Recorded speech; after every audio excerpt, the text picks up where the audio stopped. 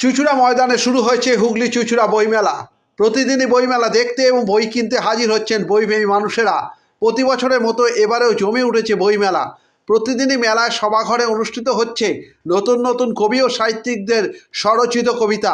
সন্ধ্যাবেলায় মেলার মঞ্চে অনুষ্ঠিত হচ্ছে সাংস্কৃতিক অনুষ্ঠান। বইমেলাতে এক নতুন কবি শোনালেন তার স্বরচিত কবিতা। পরে এই মেলা সম্পর্কে জানান সমকাল ও বিবৃতি পত্রিকার সম্পাদক অরিত্র শীল। চুঁচুড়া থেকে প্রবীর ঘোষালের রিপোর্ট। আমি শ্রী গৌতম চন্দ্র। দুপুরের আকাশে সাদা মেঘগুলো অবশেষে কালো মেঘ হয়ে অনেক বৃষ্টি ঝরালো। কালো মেঘের বৃষ্টিগুলো কালো না হয়ে সাদা হলো কেন?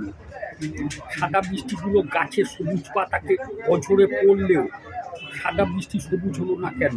প্রবল বৃষ্টির মধ্যেও বৃষ্টি থামার শেষে সোনালি হাসি হেসে বাল্যকালের সেই প্রিয় গানটা শোনা গেল।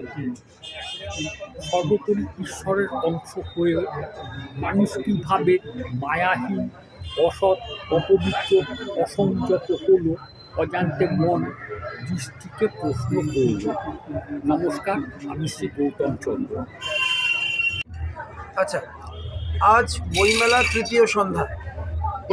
একদিকে সাংস্কৃতিক মঞ্চে চলছে পরপর সাংস্কৃতিক অনুষ্ঠান, অপরদিকে আমাদের সভাঘর, সাহিত্য সভাঘরে চলছে আলোচনা সভা, কবিতা এবং গল্প পাঠ। অন্যদিকে প্রতিবারের মতোই আজকে সোমবারের সন্ধ্যা।